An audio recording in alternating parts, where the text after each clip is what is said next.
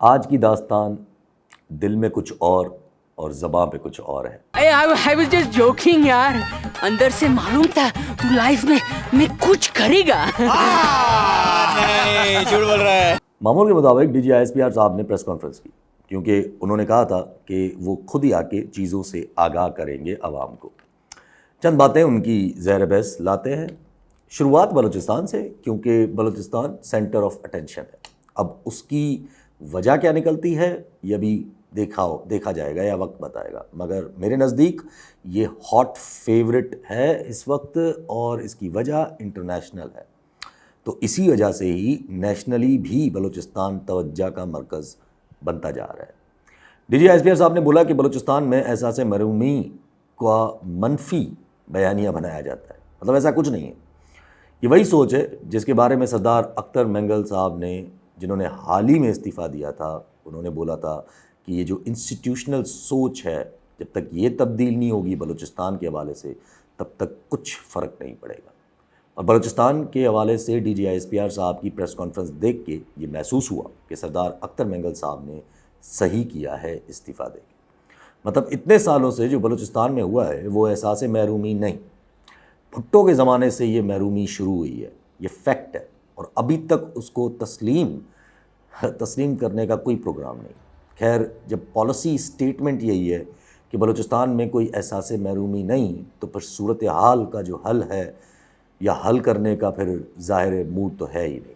کہتے ہیں کہ جو آئین کے دائرے میں رہ کر بات کرے گا ان سے ہی بات کی جائے گی اور جنہوں نے ہتھیار اٹھائے ہیں ان سے بات نہیں ہوگی.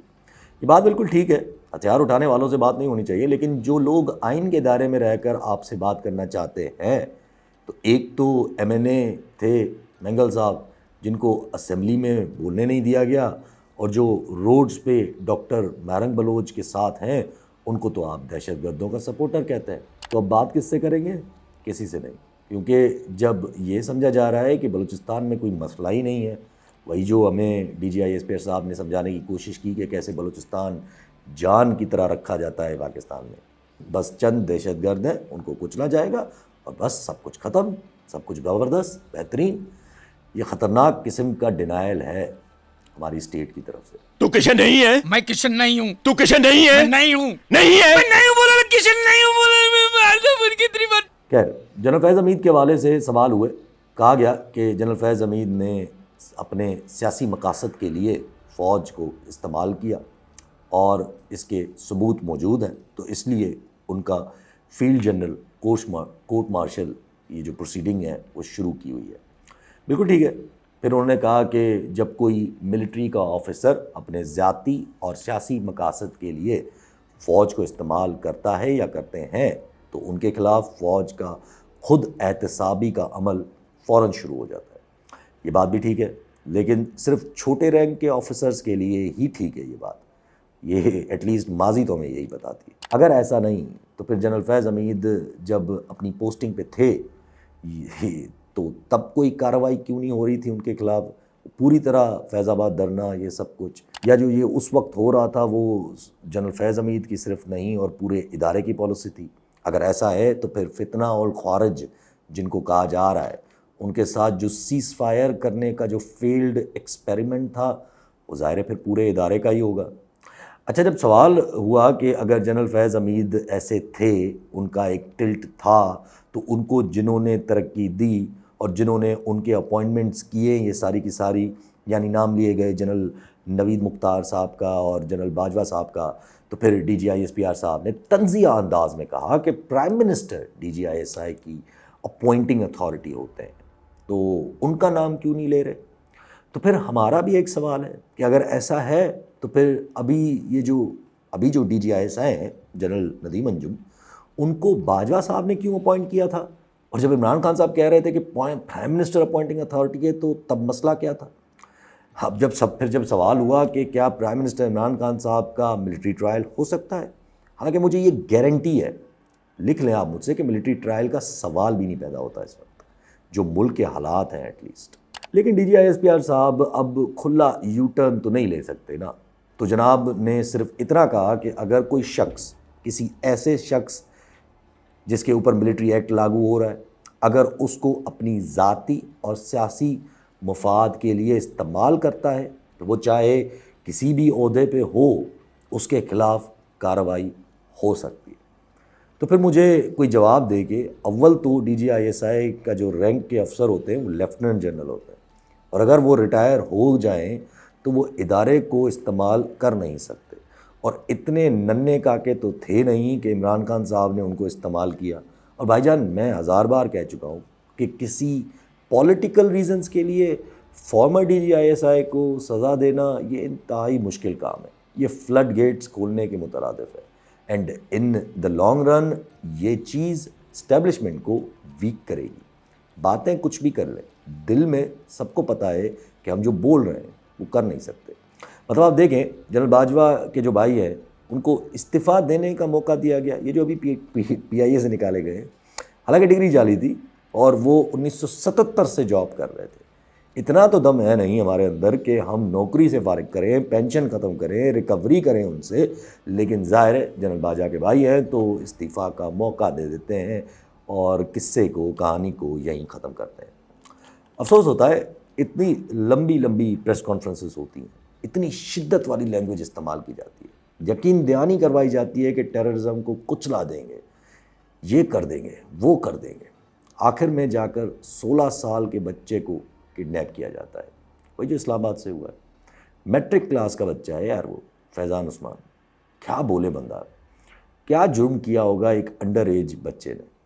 DGISPR صاحب کہتے ہیں کہ نو گو ایریاز نہیں ہیں پاکستان میں، آپ سندھ کے کچے میں جا کے دکھائیں، باقی جگہیں تو دور کی بات ہے، یہاں پر ہر شہر میں اپنے اپنے نو گو ایریاز بنائے ہوئے ہیں۔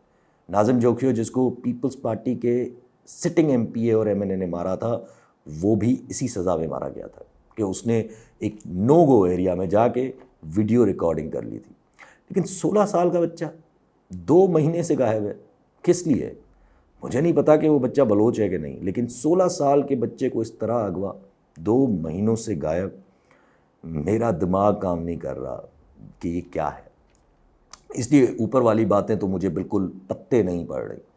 بلوچستان کے مسئلے کو تسلیم کیے بغیر آپ بلوچستان کے مسئلوں کا سلیوشن نہیں نکال سکتے، باقی کرتے رہیں جو آپ کر رہے ہیں۔ عمران خان کا ملٹری ٹرائل نہیں کر سکتے، مجھے اتنا بھی یقین ہے کہ سیاسی وجوہات پہ اسٹیبلشمنٹ اپنے DGISI کو سزا نہیں ہونے دے گی، اور سیکنڈلی یہ بھی ممکن نہیں کہ آپ ملک کے پاپولر لیڈر کو ملک کے اس حالات میں ملٹری ٹرائل کریں۔ ملک کے حالات دیکھیں، ہمیں الو بنایا جا رہا ہے کہ SIFC کے تحت بہت بڑی انویسٹمنٹ آ رہی ہے۔ کون سی بھائی؟ آپ کو رول اوور تک تو مل نہیں رہا، IMF تو لفٹ کروا نہیں رہا، اب آپ کور ایشوز کو ہلانے جا رہے ہو کیونکہ کسی نے آپ کو گھٹیا قسم کا آسرا دیا ہے کہ وہ آپ کے پاس کوپریٹ فارمنگ کریں گے۔ آپ سوچیں ارسا جو واٹر ڈسٹریبیوشن کی ریگولیٹری اتھارٹی ہے، یہ اصولاً تو انڈیپینڈنٹ باڈی ہے لیکن چلاتے ان کو بھائی لوگ ہی ہیں، اس لیے تو واٹر اکارڈ 1991 کو فالو کرنے کے بجائے ایسا واٹر ڈسٹریبیوشن کا فارمولا اپلائی کیا جاتا ہے کہ جس سے سندھ تک تو پانی آتا نہیں، بلوچستان کو کیسے ملے گا۔ اور ارسا کے چیئرمین کی پوزیشن روٹریٹری ہوتی ہے بٹوین دا پروونسز، یعنی ہر صوبے سے چیئرمین آتا ہے 1 سال بعد۔ اب یہ نئی قانون سازی لائی جا رہی جس کے تحت ایک پوسٹ کریٹ جا رہی ہے وائس چیئرمین، اور چیئرمین جو روٹیشن وائز لگتے تھے اب وہ وفاق کی طرف سے نامزد کیا جائے گا۔ Can you believe it? وفاق کا کیا کام ہے واٹر ڈسٹریبیوشن میں؟ یہ وہی قانون سازی ہے جو کیئر ٹیکر گورنمنٹ نے انٹروڈیوس کروائی تھی، اور پھر شہباز صاحب نے چیئرمین بھی اپنی طرف سے اپوائنٹ کر دیا تھا وہ ظفر محمود صاحب کو۔ ظفر محمود وابڈا کے ایکس چیئرمین ہیں اور شدید پرو کالا باغ ڈیم ہے، یعنی کالا باغ ڈیم کے فیور میں ہے۔ یار مطلب کیا ضرورت ہے؟ آپ کا ملک اکنامکلی اتنا ویک ہے کہ تھوڑی سی بھی آگ لگی نا تو وہ آپ بجھا نہیں پائیں گے، اور آپ اتنے بیسک ایشوز میں ہاتھ ڈال رہے ہیں، اور پھر یہ اب پنجاب کی طرف سے نئے کینالوں کی کنسٹرکشن، یہ وائے ویسے پنجاب والوں مزہ آ رہا ہے مریم سرکار کی ایڈمنسٹریشن میں، پیسے بہا رہی ہیں وہ پنجاب کے اوپر، اب تو کینسر ہسپتال بھی آ رہا ہے اور اس بار نواز شریف کے نام سے آ رہا ہے۔ مطلب آپ سوچیں مریم نواز پنجاب کی یونیورسٹی کے اب وائس چانسلر بھی مقرر کریں گی، اور انٹرویوز بھی مریم نواز صاحبہ کر رہی ہیں، اور اب تو پنجاب کی عوام کو اپنے آپ کو انہوں نے ماں ڈکلیئر کر دیا ہے۔ آپ کی چیف منسٹر آپ کی ماں کی طرح ہے۔ کوئی سمجھائے ان کو کہ ان کے مخالف اپنے آپ کو گالی دے دیں گے اگر آپ نے اپنے آپ کو پنجاب کی ماں بلایا۔ کتنی کوشش کر رہی ہیں کہ کیسے بس پنجاب میں پی ٹی آئی کی پاپولیرٹی کو ہرٹ کر دیں۔ اب لوگ اس سے کتنا متاثر ہیں یہ تو وقت بتائے گا۔ اس لیے بیک ٹو ٹاپک کہ یہ جو واٹر مینجمنٹ میں چھیڑ چھاڑ کرنا، یہ جو اتنا سینسیٹیو ٹاپک ہے، صحیح کہا خورشید شاہ صاحب نے کہ سندھو دیش کے نعرے لگنا شروع ہو جائیں گے، لیکن پرواہ نہیں ہے، کیونکہ بس ذہن میں ہے کہ کسی طریقے سے کسی عرب کنٹری نے کارپیٹ فارمنگ کا آسرا دیا ہوا ہے، تو ظاہر ہے ہر چیز خود کے کنٹرول میں ہونی چاہیے۔ یہی وہ قانون سازیاں ہیں جن کی وجہ سے دوسری بار جوائنٹ سٹنگ کال ہوئی ہے، اور وہ جوائنٹ سٹنگ ہو نہیں پاتی ہے اسمبلی کی۔ اور اگر ایسی قانون سازی پہ پیپلز پارٹی راضی ہے تو پھر جناب پیپلز پارٹی بھی سندھ میں اپنی الٹی گنتی شروع کر دے، کیونکہ یہ ایسی بیسک چیزیں ہیں جس کو کوئی سسٹم، بھلے کتنا بھی کرپٹ سسٹم وہ کنٹرول نہیں کر سکتا۔ اور یہی شاید پاکستان پیپلز پارٹی کے اندر کے لوگوں کو بھی محسوس ہوا ہے کہ پاکستان پیپلز پارٹی ایسے کرنے جا رہی ہے، اسی لیے یہ مخدوم جمیل الزمان پارٹی پالیسیز سے ہٹ کے انقلابی باتیں کرنے کی کوشش کر رہے ہیں، اور ڈاکٹر عشرت العباد صاحب بھی ایکٹیو گھوم رہے ہیں۔ انٹرسٹنگ ہوگا کہ بلاول صاحب اس چیز پہ اپنے ابا حضور سے اگری کرتے ہیں یا نہیں۔ ویسے یہ اجلاس بار بار بلایا جا رہا ہے اور بار بار کینسل ہو رہا ہے، مسئلہ کیا ہے؟ سلوشن نہیں سمجھ آ رہا کہ کرنا کیا ہے، یا پھر اندازہ ہو گیا ہے کہ اگر یہ ساری قانون سازیاں کر لیں یا پاس ہو گئیں یا ہم سے کروا لی گئیں تو اسٹیبلشمنٹ کا ہم میں کوئی کام نہیں رہ جائے گا، اس لیے ڈیلے کیے جا رہے ہیں۔ کیونکہ دیکھیں جوڈیشری میں ججز کی تعداد کا بڑھنا یہ گورنمنٹ کے فیور میں کسی بھی حال میں نہیں ہے، اسٹیبلشمنٹ کے فیور میں ضرور ہے، کیونکہ یہ ایک لانگ ٹرم کہانی ہے۔ یہ ارسا جیسی قانون سازی پیپلز پارٹی کو ایسا دھچکا دے گی کہ ہل جائے گی پوری کی پوری پیپلز پارٹی۔ باقی میرے نزدیک جو کانسٹیٹیوشنل امینڈمنٹ کی باتیں ہیں یا جو یہ کنٹروورشل قسم کی قانون سازیاں ہیں وہ میرے نزدیک آئیں گی بھی نہیں، پیش بھی نہیں ہوں گی۔ حالانکہ مولانا بھی مان گئے ہیں، اب تو زبردست قسم کا یو ٹرن لیا ہے مولانا صاحب نے۔ کل تک کہتے ہیں کہتے تھے کہ اسمبلیاں جعلی ہیں، اور اب کہہ رہے ہیں کہ فارم 45 کی گورنمنٹ ہو یا فارم 47 کی، اب اسی سے ہی کام چلانا پڑے گا۔ مولانا صاحب کو ریمائنڈ کروائیں کہ وہ سرکار جن کو آپ چلانے کی بات کر رہے ہیں وہ خود نہیں چل پا رہی، آپ کیسے چلاؤ گے؟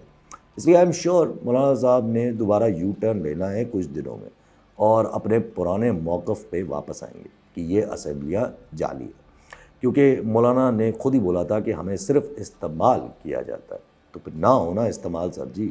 اختر مینگل صاحب نے بھی یہی بولا تھا کہ ریزگنیشن کے وقت انہوں نے کہ اگر میں بلوچستان کے حوالے سے جو اے پی سی ہوئی تھی اس میں جاتا تو استعمال کیا جاتا، وہی جو پرائم منسٹر صاحب نے بلائی تھی۔ اب اگر اس وقت کسی کو بھی اگر پھر بھی کنفیوژن ہے کہ بلوچستان آخر اتنا ہاٹ فیوریٹ کیوں ہوا ہے، تو کنفرم سمجھے نا کہ بلوچستان بھی اب انٹرنیشنل نظروں کی زینت بن چکا ہے، چاہے وہ چھوٹی سے چھوٹی چیز جیسے ریکوٹک، اس میں سعودی عرب کی آنکھیں ہونا، گوادر کے ذریعے سی پیک ہونا، جس کی نمائش چائنا خوب کرنا چاہے گا، یہ جو ابھی SCO کا اجلاس ہونا ہے۔ پھر ایران بھی پھدک رہا ہے کیونکہ اس کو سپورٹ روٹ چاہیے اور جنگ انیشیٹ کرنی۔ ایران گیس پائپ لائن پہ دھمکی بھی دے چکا ہے، اور یہ اٹیکس کروا کے آپ کو انڈیا کے تھرو سگنل مل چکا ہے کہ امریکہ کا کہ ایسا کیا تو پھر یہ چیز اور بڑھے گی۔ ابھی آپ سوچنے لگتے ہی ہو کہ ایران گیس پائپ لائن پہ کچھ کام کریں تو امریکہ سینکشنز کی بھی دھمکی دے دیتا ہے، اور امریکہ کے لیے بلوچستان امپورٹنٹ ہے، سب کو نظر آ رہا ہے، کیونکہ اس کو بھی ایران کو ٹیکل کرنا ہے۔ اب وہ سعودیہ کے تھرو انویسٹمنٹ آ رہی ہو یا کسی اور کے تھرو، وہ ان کے اوپر ہے، لیکن بلوچستان اس وقت سینٹر آف انٹرنیشنل پالیٹکس ہے، اتنا تو یقین ہے۔ IMF کی آپ کو پرواہ نہیں ہے اس وقت، کیونکہ آپ کو پتہ ہے کہ امریکہ کے نئے پریزیڈنٹ تک آپ کو کوئی آسرا نہیں ہے وہاں سے، اس لیے یہ مریم کی سبسڈی بھی آپ نے واپس نہیں لی ہے، الٹا فائنانس منسٹر نے اپنا بیان ہی واپس لے دیا۔ یہ کوئی نہیں بول رہا آج، لیکن ان نیئر فیوچر کوئی نہ کوئی ضرور بولے گا کہ IMF کی ڈیل مریم کی یہ سبسڈی کی وجہ سے خراب ہوئی ہے۔ یہی اورنگزیب صاحب جو ابھی فارن منسٹر ہیں، یہ نوکری سے ہٹتے ہی بولنا شروع کر دیں گے، آپ لکھ لو، کیونکہ ہماری عادت ہے کہ ہم وقتی فائدوں کے لیے لانگ ٹرم امپلیکیشنز کی پرواہ نہیں کرتے۔ اس لیے دنیا میں جو حکومتیں عوام میں کمزور ہوتی ہیں وہ اپنی کرسی بچانے کے لیے کسی بھی حد تک جانے کو تیار ہوتی ہیں، یہی ڈر رہتا ہے ہم جیسے لوگوں کو۔ اور پھر یہ ابھی آکسفورڈ کی تلوار تو آلریڈی لٹک رہی ہے، اور یہ اسحاق ڈار صاحب کیوں گھوم رہے ہیں بھائی UK میں؟ ظاہر ہے ہر کسی طریقے سے یو کے جا کر یو کے اور یو ایس اے کو منانے گئے ہیں، اور تو کچھ سمجھ نہیں آ رہا کہ یہ آکسفورڈ والی جو گیم ہے اس کو بند کر دیں بھائی. ہم کچھ نہ کچھ کرتے ہیں، کوئی سیٹنگ بتاتے ہیں، اور کوئی وجہ نہیں ہے ان کی یو کے جانے کی میرے نزدیک. اور اگر امریکہ کو اگنور کر کے اپنی گورنمنٹ بچائیں اور پھر پاپولر فیصلے بھی لے لیں، یہ ممکن ہی نہیں. چاہے وہ ٹیررزم کے حوالے سے ہو، پاکستان کے انرجی نیڈز کو میٹ کرنے کے لیے ایران گیس پائپ لائن پہ کام ہو، یا پھر چائنا رشیا کو روٹ دینا ہے کہ اگر ایران کوئی بدلہ لینے کی نیت کرے تو پیچھے سے کچھ تو سپورٹ موجود ہو نا، پاپولر سپورٹ. تو اس لیے ہم پھر نئے دور کی شروعات کر رہے ہیں. ایٹ لیسٹ ہم نے فاؤنڈیشن تو بنتی ہوئی دیکھی جب D G I S P R صاحب نے اتنے دنوں بعد، جب سے باجوہ صاحب گئے تقریباً 2-2.5 سال بعد، دوبارہ فوج کے ترجمان کو یہ ریمائنڈ کروانا پڑ گیا کہ فوج کا کوئی سیاسی ایجنڈا نہیں ہے. ماضی میں تو ایسے نہیں تھا، اب زمان حال کی بات کر رہے ہیں تو وہ الگ بات ہے. اور انہوں نے کہا کہ فوج کسی پولیٹیکل پارٹی کو نہ فیور کرتی ہے نہ کسی پارٹی کے اگینسٹ ہے. یہ ایسی چیز ہے جس کا کسی کو پچھلی بار بھی یقین نہیں آیا تھا، کیونکہ یہ ایسی چیز ہے جب تک یہ ہوتی ہوئی نظر نہ آئے تب تک کسی کو یقین نہیں آتا. اچھا، ہوتے ہوئے کیسے نظر آئے؟ فار دا اسٹارٹرس، یہ سپٹمبر 8 والا جو پی ٹی آئی کا جلسہ ہے، گورنمنٹ کا پورا موڈ ہوگا کہ اس کی بھی این او سی کینسل کر دیں. اور اب تو قانون سازی بھی کر لی ہے کہ جلسے کی اجازت اگر نہ ہو اور لوگ جلسہ کریں تو 3 سال کی سزا ہوگی. یہ قانون سازی اتنی گھٹیا ہے کہ آپ لکھ لو کہ جب پیپلز پارٹی اور پی ایم ایل این کی باری آئے گی تو یہ اسی قانون سازی کو روئیں گے. خیر، تو کوشش ہوگی کہ این او سی نہ دے، لیکن ابھی تک تو این او سی ہے، اور ابھی تک پی ٹی آئی والے فل جوش میں بھی نظر آ رہے ہیں کہ جلسہ تو کریں گے. اور میرا خیال ہے کہ اب یہ جلسہ ہو بھی جائے گا اور شو بھی اچھا ہو جائے گا، اور اسٹیبلشمنٹ کچھ بھی نہیں کرے گی روکنے کے لیے ایٹ لیسٹ. اگر گورنمنٹ نے روکنے کی کوشش کی تو گورنمنٹ کو ظاہر ہے منہ کی کھانی پڑ جائے گی، جیسے ماضی میں ہم نے دیکھا ہے. اور آؤٹ کرائے جو اس کے بعد اٹھے گا یا ہوگا، وہ شاید گورنمنٹ ہینڈل بھی نہ کر پائے. سیکنڈلی، عمران خان صاحب کے خلاف کیسز ختم ہونا. 9 مئی کو تو آپ قصہ پاری نہ سمجھیں یا قصہ ماضی سمجھیں، کیونکہ آج کی پریسر میں D G I S P R صاحب نے بھی 9 مئی کو زیادہ ریوائنڈ نہیں کیا، اور آہستہ آہستہ 9 مئی کا بیانیہ بھی اب صرف نون لیگ کے لوگوں کے پاس رہ گیا ہے. اب تو یہ نیب کی امینڈمنٹس کے خلاف جو سپریم کورٹ کا فیصلہ آنا ہے وہ بھی عمران خان صاحب کو فیور میں ہی آئے گا یا ہوگا. حالانکہ عمران خان صاحب نے تو بہت چاہا تھا کہ نیب کے جو دانت ہیں ان کو واپس اتنا ہی بحال کیا جائے جتنے پہلے تھے، لیکن پی ڈی ایم سرکار نے نیب کو جو لنگڑا کر دیا تھا، اب سپریم کورٹ ظاہر ہے پی ڈی ایم سرکار کی امینڈمنٹس کو بحال کرے گی تھینکس ٹو قاضی فائز صاحب، جس کے تحت کیبنٹ میں کیے گئے فیصلوں پہ نیب کچھ نہیں کر سکے گی. اور پھر یہ جو القادر ٹرسٹ والا کیس ہے، یہ بھی ظاہر ہے کسی کام نہیں رہے گا.